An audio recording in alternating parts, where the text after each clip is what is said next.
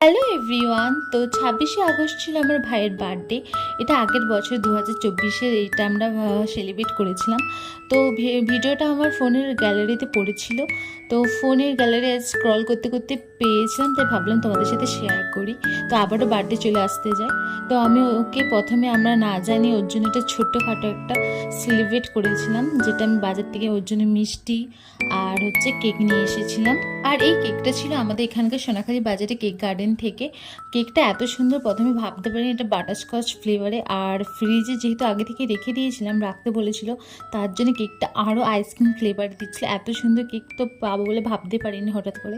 তারপর ওর হাতে ছুরি দিয়ে দিয়েছিলাম। আর এখানে আমরা মোমবাতি জ্বালাতে পারছিলাম না বলে ওকেই বললাম, বার্থডে বয়কেই বললাম যে মোমবাতিগুলো জ্বালিয়ে নিতে। আর আমরা সব এক এক করে আসছিলাম ওর সঙ্গে ফটো সেকশনের জন্য ফটো তুলতে। তো আমার ঠাকুমা যেই আসছে বলা হয়েছে যে তোমার নতুন বউ চলে আসছে। সেই কথা শুনে তো হেসে লুটিয়ে গেল আমার ভাই। আমরা প্রচণ্ড আনন্দ করেছি। আর আমি এখানে একটু কেকটা নিয়ে একটু নিজে ঢং করে ফটোশ্যুট করে নিলাম। আর এখানে ওকে আমরা সবাই উইশ করছিলাম যে ও অনেক ভালো থাকুক, বড় হোক। আর ওর না প্রচণ্ড মাথা গরম। আমি বলছিলাম যেন ওর মাথাটা যেন ঠান্ডা হয়। তো ভাই ফার্স্ট কেকটা কেটে আমাকে সবার আগে খাইয়ে দিয়েছিল, তারপর আমার বোনকে খাইয়েছিল। তো আমরাও একে একে সবাই এসে এসে ওকে একটু একটু করে সবাই মিলে আমরা কেক খাইয়ে দিচ্ছিলাম। আর এখানে কিছু মাও এখানে কেক ভাইকে খাইয়ে দিল। তারপর আমরা একে একে করে সবাই আস্তে আস্তে করে একটা করে ফটো তুলে নেব। আর বাবা বাড়িতে ছিল না, যেহেতু বাবা থাকে বাইরে। তো আমরাই ছোটোর উপর দিয়ে সেলিব্রেট করে নিয়েছিলাম। আর এটা হচ্ছে আমার ছোটো কাকিমণি। আর এখানেও ছোটো কাকিমণি আমার ভাইকে কেক খাইয়ে দিল।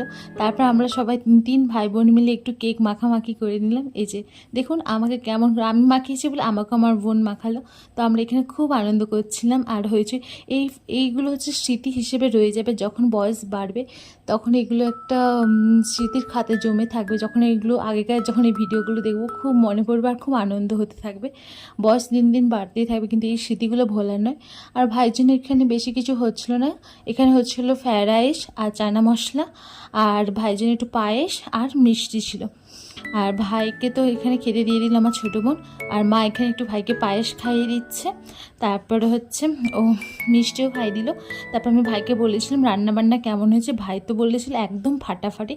আর মা বলেছিল যে তোকে পায়েস করে খাওয়ানো হয়। তো মা আমাকেও এখানে পায়েস খাইয়ে দিল। আর রান্নাবান্নাগুলো সত্যি জাস্ট অসাধারণ আর মারাত্মক হয়েছিল। আর আমি এখান থেকে ভাইয়ের বাদ থেকে নিয়ে একটু খাচ্ছিলাম। জাস্ট এই ছিল ভাইয়ের একটা বার্থডে ব্লগ। তো কেমন হয়েছে অবশ্যই কমেন্টে বলবেন, লাইক শেয়ার কমেন্ট করে দেবেন।